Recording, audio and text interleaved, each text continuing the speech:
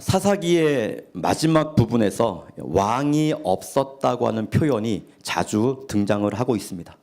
왕이 없었다고 하는 것은 그 시대가 하나님의 인도하심도 함께하심도 하나님의 뜻도 필요 없는 시대였다는 것입니다. 본문은 오늘 단지파의 이주와 정착에 대해서 말씀을 하고 계시는데, 그 과정에서 그들의 모습을 보시면 오직 자신들의 힘으로 살아가는 것을 보게 됩니다. 바로 이것이 왕이 없는 시대, 왕을 인정하지 않는 시대의 특징입니다. 여러분들이 좋아하시는, 옛날에 많이 부르셨던 팝송이실 텐데 마이웨이라고 하는 그런 팝송이 있습니다. 이 노래에서 계속 반복되는 가사가 바로 I did it my way라고 하는 가사가 반복이 되고 있어요. I did it my way. 이 말은 내 마음대로 살았다, 내 식대로 살았다, 그런 뜻입니다. 그런 뜻이에요. 그 my way라는 찬양이 얼마나 서정적이고 얼마나 좋아요. 그런데 가사를 보시면 내 마음대로 살았다, 내 식대로 살았다. 그런데 그 가사 앞부분에 이렇게 되어 있어요. And more, much more than this. 이렇게 지금 그 가사에 보시면 이런 단어들이 계속 반복이 됩니다. And more, much more than this. 이게 무슨 뜻이냐면, 자기가 인생을 살아오면서 했던 그 모든 것들보다 더 굉장한 것은 바로 내가 내 마음대로 살았다는 것입니다. 이게 그 마이웨이의 가사의 내용이에요. 내가 내 인생을 살아오면서 했던 그 모든 것들보다 더 굉장한 것은 내 마음대로 살았다. 이 노래 가사가 오늘 본문의 의미를 잘 대변해주고 있습니다. 우리 그런 내용들을 가지고 함께 은혜를 받겠는데, 1절 말씀 다시 한 번만 읽겠습니다. 시작. 그때에 이스라엘 왕이 없었고 단지파는 그때에 거주할 기업의 땅을 구하는 중이었으니 이는 그들이 이스라엘 지파 중에서 그때까지 기업을 분배받지 못하였음이라. 아멘. 본문은 가장 먼저 그때에 이스라엘의 왕이 없었고 라고 시작을 합니다. 사사기 17장 6절 말씀과 똑같은 단어입니다. 똑같은 말입니다. 그때에 이스라엘의 왕이 없었고, 17장에서는 한 개인이 왕이 없는 삶을 살았고 한 가정이 왕이 없는 삶을 살았다면, 18장은 한 지파 전체가 하나님을 왕으로 인정하지 않고 자기 마음대로 살았다는 것을 우리에게 보여줍니다. 이런 분위기가 팽배해진 시대에 1절에 단지파가 등장을 하는데, 그 단지파가 무엇을 하고 있습니까? 바로 거주할 기업의 땅을 구하는 중이었다고 말씀을 하고 있어요. 17장에서는 한 레위인 청년이 거주할 땅을 찾아서 방황 중이었는데, 이제 18장에서는 한 지파 전체가 그런 신세였다는 것을 말씀하고 있어요. 본문에 그 이유가 기록이 되어 있는데, 1절에 이는 그들이 이스라엘 지파 중에서 그때까지 기업을 분배받지 못하였습니다. 본문에 분배를 받지 못했다고 되어 있는데, 사실 분배를 받지 못한 것이 아니라 여호수아 19장 40절 이하를 보시면 그들은 아주 좋은 땅을 이미 분배를 받았다는 것을 우리는 확인을 할 수가 있어요. 그러므로 본문을 정확하게 해석하면 분배는 받았지만 그 땅을 자기 땅으로 완전히 정복하지 못했다, 이렇게 표현을 하면 가장 정확한 표현입니다. 분배는 받았는데 그 땅을 자기 땅으로 완전하게 정복하지 못했다. 여호수아 후반부를 보시면 약속의 땅을 분배한 뒤에 각 지파별로 자기 지역을 정복하는 전쟁을 하게 되는 것을 보게 됩니다. 출애굽해가지고 광야 40년을 거쳐가지고 가나안 땅에 들어왔는데 그 땅이 빈 땅이 아니에요. 그 빈 땅을 12등분해가지고 나눠 가진 것이 아닙니다. 이미 그 땅에는 가나안의 족속들이 다 살고 있어요. 그리고 이스라엘 자체적으로 그 땅을 분배를 한 겁니다. 그리고 나서 각 지파가 그 땅을 차지하라는 겁니다. 그것은 곧 전쟁을 해서 빼앗으라는 얘기죠. 그래서 오늘 본문에 단 지파도 분배받은 땅이 이미 있었어요. 그런데 그 이제 이야기가 사사기 1장에 나오는 정복 전쟁 이야기, 스토리가 바로 그런 이야기입니다. 이때 단 지파도 자기가 분배받은 땅을 정복하기 위해서 전쟁을 했습니다. 그런데 사사기 1장 34절에 보시면 그들은 대적을 몰아내지 못했을 뿐만 아니라 오히려 아모리 사람들이 단 지파 사람들을 산지로 몰아넣었다. 그렇게 성경은 이야기를 하고 있어요. 하나님께서 분배한 그 땅을 정복하지 못하고 오히려 그 땅의 원주민들에게 몰려가지고 산지로 도망가는, 몰리는 그 일이 단지파에게 전에 있었다는 거예요. 그래서 그들은 정복하기 힘든 이 분배받은 땅이 아니라 조금 덜 위험하고 위협적인 그런 땅을 찾아서 오늘 본문 1절에 나서게 된 거예요. 분배받은 땅이 있어요. 그런데 너무 어려워요. 한번 덤볐는데 오히려 그 아모리 지파에게 쫓겨가지고 산지로 이제 도망가는 그런 경험을 하고 나니까 더 이상 그 땅을 이제 정복하기가 싫은 거예요. 그래서 어디에 우리가 좀 더 정복하기가 쉬운 그런 땅이 없는가? 그러고 지금 이제 오늘 본문에 단지파가 가나안 땅을 배회를 하고 있는 것을 보게 됩니다. 여러분, 흥미로운 것은요, 단지파가 어떤 지파였냐? 민수기를 보시면 각 지파별로 전쟁을 할 수 있는 장정들의 인원이 나오는데 이때 가나안 정복 당시에 단 지파는 그 민수기에 나오는 명수에서 64,400명이 전쟁을 할 수 있는 장정의 숫자로 나옵니다. 근데 이 숫자는 유다 지파 다음으로 많은 숫자예요. 그러니까 12지파 중에 두 번째로 숫자가 많은 지파임에도 불구하고 그 분배받은 땅을 정복하지 못했다는 것입니다. 사랑하는 여러분, 이런 능력과 이런 잠재력을 가지고도 그들은 하나님이 주신 그 땅을 믿음으로 전진하지 못했고 결국 가장 북쪽에 있는 산지로 쫓겨나게 된 그런 신세가 되고 말았어요.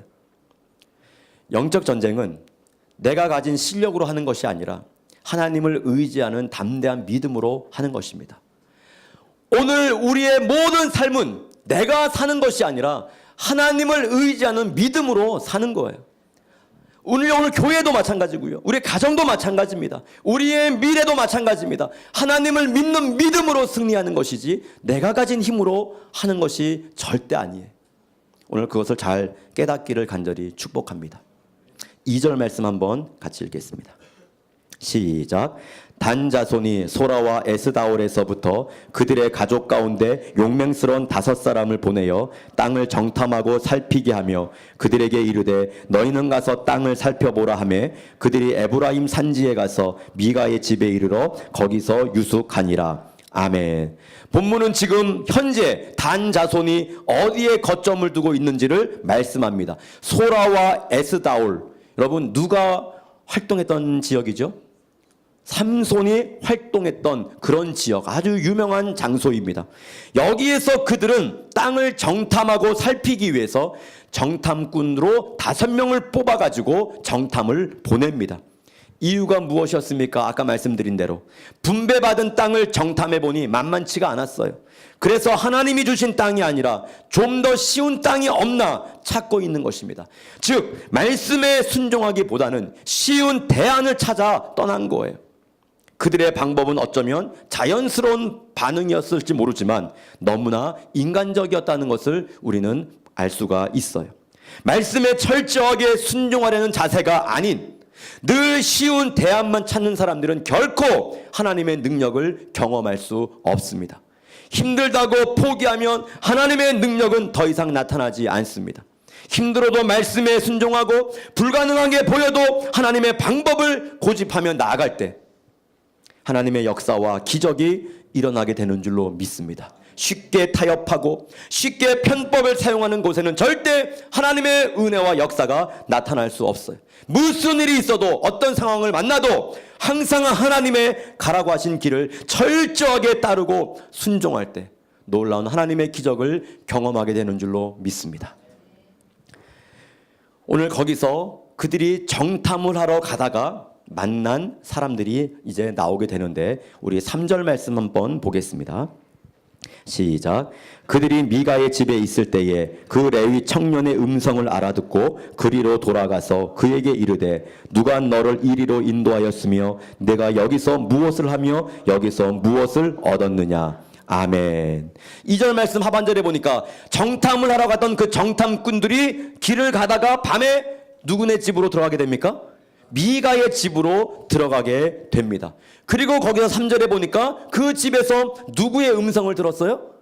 레위 청년의 음성. 레위 청년의 겉으로 드러난 지금 현재의 어쨌든 직업은 제사장입니다. 제사장.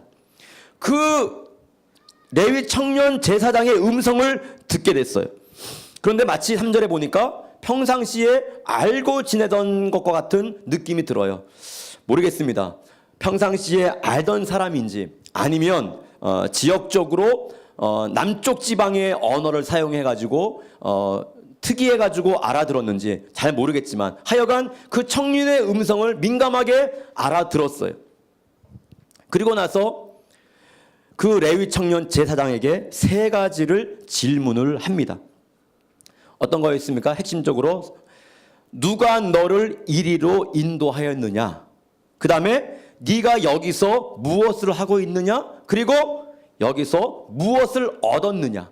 이 3가지의 질문을 정탐꾼들이 레위 청년 제사장에게 질문을 합니다. 여러분 사실요, 이 질문은 누가 누구에게 원래 해야 될 질문이냐면 레위 청년 이 제사장이 이 정탐꾼들에게 해야 될 질문이에요. 누가 너희를 이쪽으로 인도했느냐? 니네가 여기서 지금 무엇을 하고 있느냐? 이런 질문은 거꾸로 지금 해야 되는 거예요. 이게 정상이에요. 그런데 정탐꾼들이 제사장에게 이런 질문을 하고 있어요. 여러분 왜 이런 일이 일어났습니까? 당연히 제사장이 있어야 할 자리에 제사장이 있지 못하니까 이런 꼴을 당하고 마는 것이죠. 레위인 청년의 대답을 한번 들어볼까요? 우리 4절입니다. 뭐라고 대답을 하는가? 시작. 그가 그들에게 이르되 미가가 이러이러하게 나를 대접하고 나를 고용하여 나를 자기의 제사장으로 삼았느니라 하니라. 아멘. 자, 그는 첫 번째 질문인 누가 너를 이리로 인도하였는가? 라는 거에 대한 대답을 지금 하고 있습니까? 못하고 있습니까? 4절에 보니까 누가 너를 이리로 인도했느냐? 대답이 나왔어요? 4절에? 그 대답이 없어요. 왜 없을까요? 예, 하나님의 인도로 여기에 온 것이 아니기 때문에 이 얘기가 지금 싹 빠져 있습니다.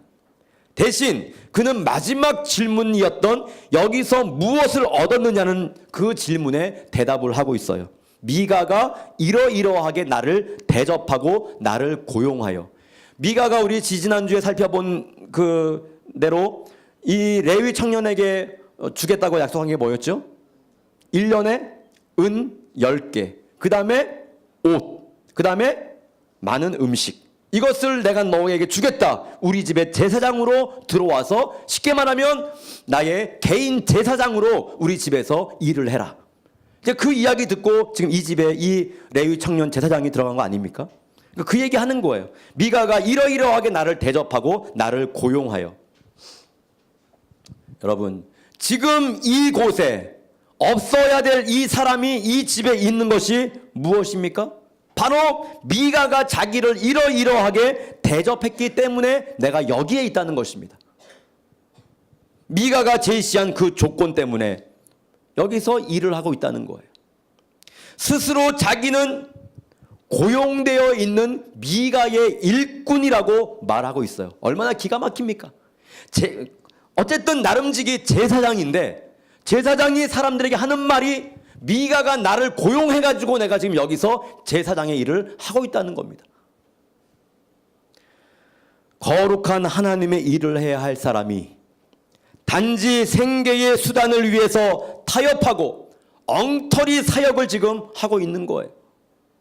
바로 이것을 오늘날 사꾼 목자라고 일명 그렇게 이야기를 합니다. 돈 때문에 주의 일 하는 자, 이게 바로 사꾼입니다.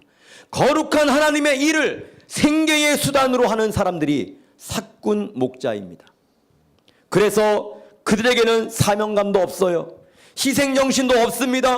헌신도 없습니다. 열정도 없습니다. 받은 만큼만 합니다. 이런저런 조건 때문에 사역하는 것이 아니라 하나님이 하라고 하신 일이기 때문에 헌신할 수 있는 그런 사역자들이 될 수 있기를 주님의 이름으로 간절히 축복합니다. 무엇을 받기 때문에 하는 것이 아닙니다. 주님의 일은 주님께 감사해서 하는 것입니다.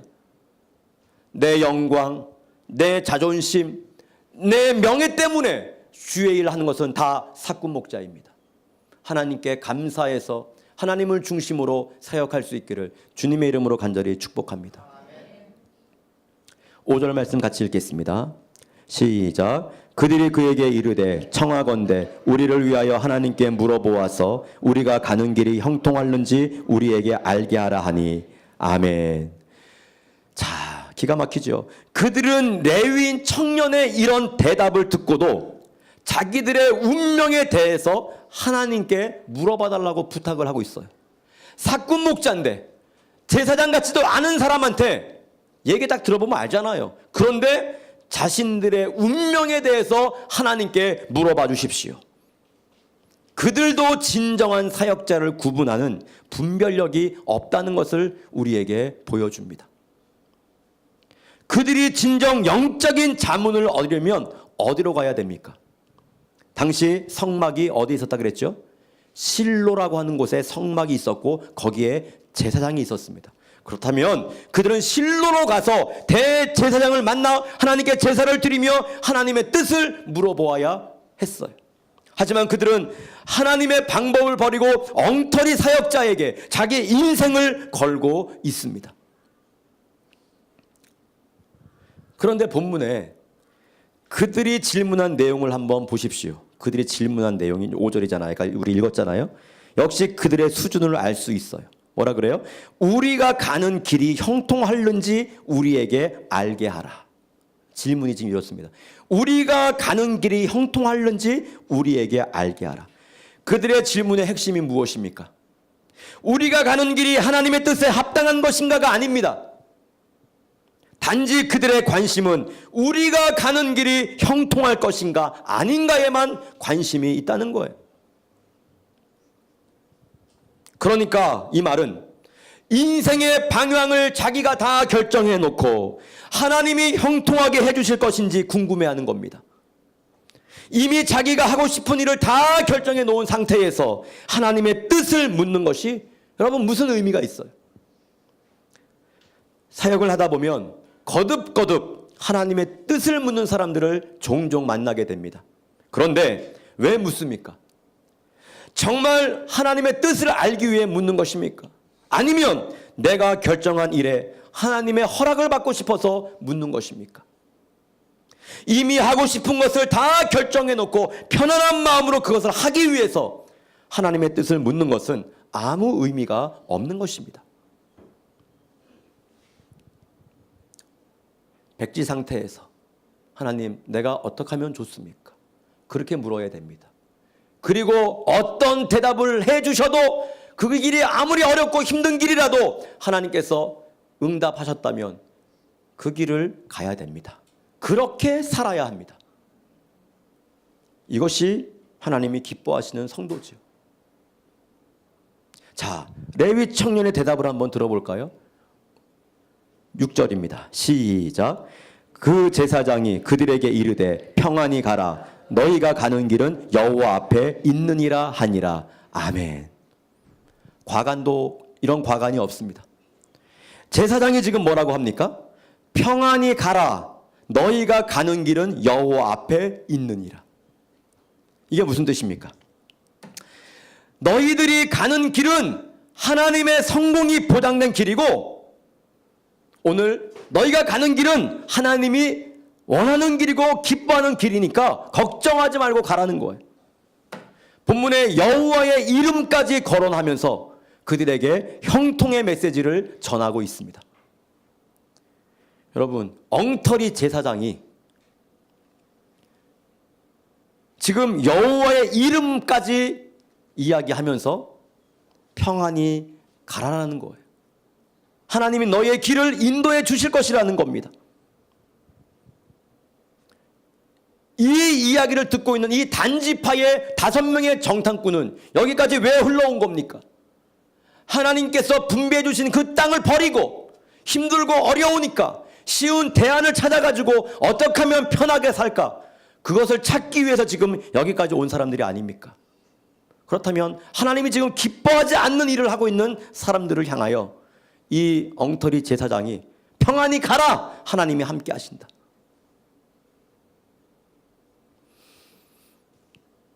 무조건 샬롬을 외친다고, 평안을 외친다고 다 거짓 선지자는 아니죠. 문제는 그곳에 그 사람에게 샬롬이 없는데 샬롬을 외치는 것이 거짓 선지자인 것입니다. 상처는 골마 터지고 있는데, 조금만 더 가다가는 낭떠러져 떨어지는데 평안히 가라! 하나님이 너와 함께 하신다. 이것이 거짓 선지자인 거예요. 아무 문제가 없다고, 다 잘 될 것이라고 자기 마음대로 막 축복을 빌어주는 거예요. 하나님하고는 상관이 없는 거예요 지금. 이게 사꾼 목자입니다. 예레미야 6장 14절에 그들이 내 백성의 상처를 가볍게 여기면서 말하기를 평강하다 평강하다 하나 평강이 없도다. 샬롬이 있을 수 없는 성도들에게 샬롬이 없다고 하는 것이 참 선지자입니다. 그렇게 살면 안 된다고 하는 것이 참 선지자예요. 그렇게 하다가는 큰일 난다고 말할 수 있는 것이 참 선지자입니다. 오늘 이 자리에 샬롬이 없는 성도들이 계십니다. 앞으로도 샬롬이 없을 성도들이 여기 지금 있습니다. 오늘 이 아침에 그분들을 향하여 제가 샬롬을 수백 번 외친다고 해도 그분들에게는 샬롬이 임하지 않습니다. 하나님 앞으로 돌아오십시오. 새로워지시기를 바랍니다. 그때 여러분들의 삶에 샬롬, 즉 하나님의 평강이 임하게 되는 것입니다. 이 본문은 인생에서 참된 리더를 만나는 것이 얼마나 중요한가를 잘 보여줍니다.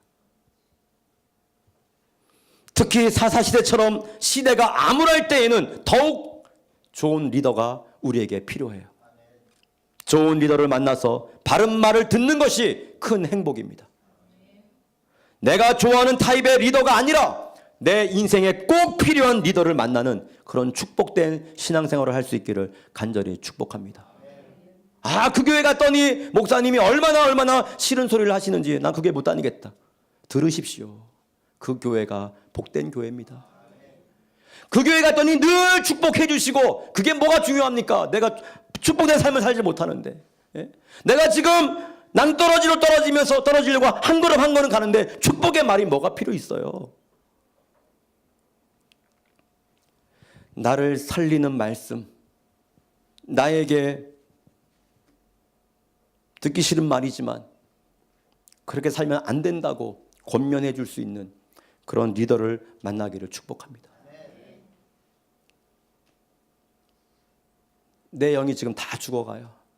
말씀이 귀에 들어오지 않아요. 빨리 이 시간이 끝났으면 좋겠어요. 말씀 듣기가 괴로워요. 그분 하나님이 지금 사랑하시는 겁니다. 그분 지금 하나님이 사랑하시는 거예요. 돌이키면 역사가 일어나지만 돌이키지 않으면 점점 어려워질 거예요. 자, 그 레위 청년 제사장의 이 헛된 말을 듣고, 말 같지도 않은 말을 듣고 이제 이 정탐꾼들이 길을 떠납니다. 7절 말씀 같이 보겠습니다. 시작. 이에 5사람이 떠나 라이스에 이르러 거기 있는 백성을 본즉 염려 없이 거주하며 시돈 사람들이 사는 것처럼 평온하며 안전하니 그 땅에는 부족한 것이 없으며 부를 누리며 시돈 사람들과 거리가 멀고 어떤 사람과도 상종하지 아니함이라. 아멘. 본문은 이해라고 시작을 합니다. 돈밖에 모르는 엉터리 제사장이 준 답을 믿고 발걸음을 옮겼습니다. 그들이 간 곳은 라이스라고 하는 지역입니다. 이곳에 도착해서 정탐을 해보니까 지금 읽으신 것처럼 그 땅이 너무 좋은 거예요. 염려가 없고 평온하며 안전한 곳이라고 얘기합니다. 부족한 것이 없고 부를 누리는 지역이라고 얘기해요. 시돈 사람들과 거리가 멀고 어떤 사람과도 상종하지 아니한다고, 자신들을 태클하고 터치하는 사람들이 없다는 겁니다. 너무너무 살기 좋은 땅을 발견하게 된 거예요. 여러분, 과연 이게 좋은 땅입니까? 아무런 통제도 안 받고 아무런 간섭도 안 받고 나 혼자 편안하게 지내는 것이 좋은 환경입니까? 그렇지 않아요. 영적 전쟁도 마찬가지입니다. 살기 편하고 부족한 것이 없기 때문에 예배생활, 기도생활, 믿음의 사람들과 영적인 교제가 없는 그 생활을 하게 되면 결국 영적인 위기가 오게 되는데, 그것을 이길 힘을 평상시에 가지고 있지 못했기 때문에 결정적인 순간에 무너지게 됩니다. 그 살기 좋은 사람들이 살고 있던 그 땅을 결국은 단지파가 몰아내고 단지파가 거기서 이제 살게 돼요. 결국은 가시적으로는 야, 하나님의 인도다, 그 젊은 제사장이 이야기한 대로 형통한 길이 열리는구나, 그렇게 생각했을 거예요. 여러분, 하나님의 뜻대로 살지 않아도 척척척척 내가 먹은 마음대로 잘 되는 그런 일들이 벌어지기도 해요. 중요한 것은 단지파가 이 지역을 나중에 점령은 하지만 단지파는 나중에 그 땅에서 완전히 우상을 섬기는 지파가 되고 이 세상에서 흔적도 없이 사라지는 그런 지파로 이제 없어지게 됩니다. 처음에는 편하고 좋고 터치하는 사람도 없고 너무나 먹을 것도 많고 부도 있고 좋은 것 같았지만 결국은 우상을 섬기면서 살다가 거기서 그 지파는 흔적도 없이 이 세상에서 사라져버려요. 아무런 역할도 없습니다. 단지파는. 사랑하는 여러분, 오늘 편하십니까? 부족한 것이 없습니까? 누구의 간섭도 지금 받지 않고 있습니까?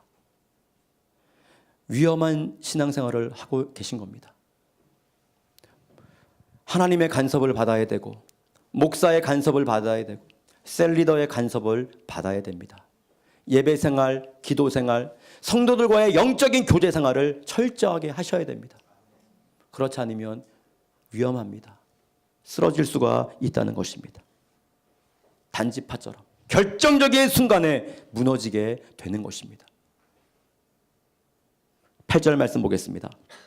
시작. 그들이 소라와 에스다올에 돌아가서 그들의 형제들에게 이르매 형제들이 그들에게 묻되 너희가 보기에 어떠하냐 하니. 아멘. 5명의 정탐꾼이 그 라이스 땅을 정탐하고 이제 돌아갑니다. 그랬더니 거기에 있던 사람들이 물어보는 거예요. 너희들이 보고 온 땅이 어떠하냐 이겁니다. 그때 형제들이 그들을 향해서 너희가 보기에 어떠하냐라고 질문하는데 중요한 것은 너희가 보기에, 요 질문입니다. 여러분, 사람들은요 대화 중에 자신이 문득문득 뱉는 말들이 있습니다. 그런데 그 말들을 가만히 들어보면 이 사람이 믿음의 사람인지 아니면 불신앙의 사람인지 우리가 알 수가 있는데, 이 단지파의 사람들이 질문하는 것을 보니까 너희가 보기에 어떠하냐 이렇게 지금 질문을 합니다. 여러분, 그들이 질문한 것은 인간의 관점에서 볼 때 그 땅은 어떤 땅이냐는 질문이죠. 그렇게 질문하니까 다음 구절에 보시면 그들이 대답을 하기를 우리가 그 땅을 본즉 매우 좋더라. 그렇게 질문이 오니까 그렇게 대답을 했어요. 우리 9절 말씀 한번 볼까요? 시작. 이르되 일어나 그들을 치러 올라가자. 우리가 그 땅을 본즉 매우 좋더라. 너희는 가만히 있느냐? 나가서 그 땅 얻기를 게을리하지 말라. 아멘. 그들은 일어나 그들을 치러 올라가자고 설득합니다. 그리고 그 땅을 보니까 정말 좋은 땅이었다고 대답을 하는 거예요. 그런데 어떤 관점에서 좋은 땅입니까? 하나님이 주신 땅이기 때문에 좋은 것이 아니었지요. 정복하기도 쉽고 땅도 비옥하고 살기 좋기 때문에 좋다는 겁니다. 원래 하나님이 정복하고 주신 땅이 아니에요. 내 생각에 좋은 땅이기 때문에 좋은 거예요. 내가 편하기 때문에 좋은 땅이 편한 거예요. 지금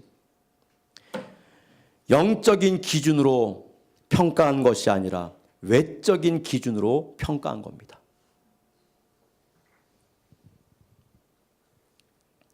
오늘 우리의 삶 속에서 우리의 이 언어가, 우리의 생각이, 원래 이 언어는 생각에서 나오는 거니까, 여러분, 우리 관점이 하나님 중심의 관점이 되어야 됩니다. 믿음의 사람의 관점을 가지고 우리는 항상 이야기를 해야 돼요. 항상 하나님이 먼저여야 되는 겁니다. 하나님의 기쁨이 먼저여야 되는 거예요. 이렇게 이들처럼 대화 자체가 인간적인 중심에서 머물러 있으면 하나님을 기쁘시게 할 수 없는 것입니다. 그리고 마지막으로 10절 말씀입니다. 시작. 너희가 가면 평화로운 백성을 만날 것이요 그 땅은 넓고 그곳에는 세상에 하나도 부족함이 없느니라. 하나님이 그 땅을 너희 손에 넘겨주셨느니라 하는지라. 아멘. 너희가 가면 평화로운 백성을 만날 것이요.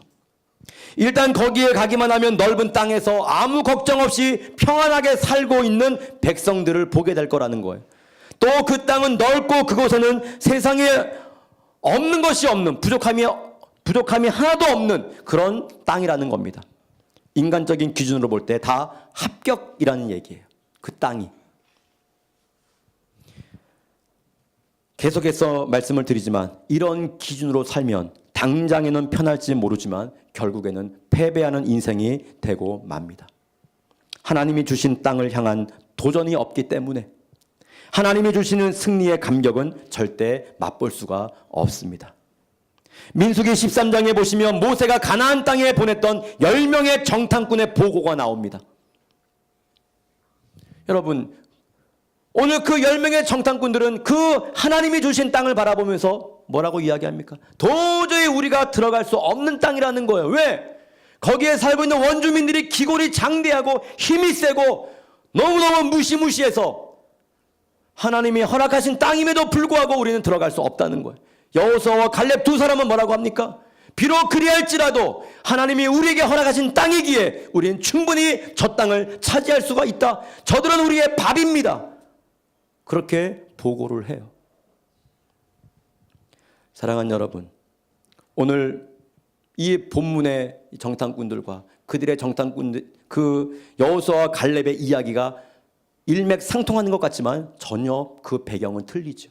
다 갈 수 있다는 거예요. 그러나 여호수아와 갈렙은 하나님이 주신 땅이기에 힘들고 어려워도 가겠다는 것이고, 이 사람들은 하나님이 주신 땅은 너무 힘들기에 저 땅을 정탐해보니 너무나 쉬운 땅이고 우리가 정말 편안하게 살 수 있는 그런 땅이기에 우리가 올라가자는 얘기입니다. 살다 보면 항상 선택의 순간이 우리에게 옵니다. 내가 좋아하는 것을 선택하지 말고 하나님이 기뻐하는 것을 선택하십시오. 쉬운 것을 선택하지 마시고 어려운 것을 선택하십시오. 넓은 길을 선택하지 말고 좁은 길을 선택하십시오. 아까도 말씀을 드렸지만 결국 그들의 선택이 처음에는 좋은 것 같았지만 나중에는 온 이스라엘 망가뜨리는 우상의 본거지가 바로 그 단지파에서 자라게 되었고, 마지막에 하나님께서 그 지파를 완전히 멸하셨습니다. 결론의 말씀입니다. 오늘 우리는 하나님 앞에서 어떤 마인드와 자세를 가지고 살아가야 합니까? 혹시라도 쉽고 편안한 과정을 찾고 있는 것은 아닙니까? 우리가 정말 찾아야 할 것은 영광스러운 미래의 열매에 있음을 깨닫는 시간이 될 수 있기를 바랍니다. 그래서 그 영광스러운 미래를 향해 오늘 힘들더라도 믿음의 길을 선택하며 걸어갈 수 있기를 바랍니다. 믿음의 길은 결과가 아니라 과정입니다.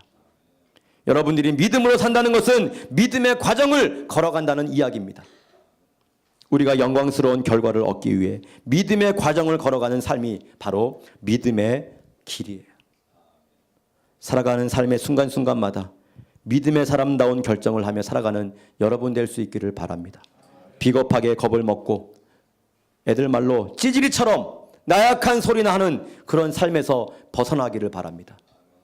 부담스럽고 힘겨운 길이지만 믿음의 사람이기 때문에 하나님을 의지하는 믿음으로 담대하게 그 길을 헤쳐나갈 수 있는 그런 위대한 성도들이 될 수 있기를 주님의 이름으로 간절히 축원합니다.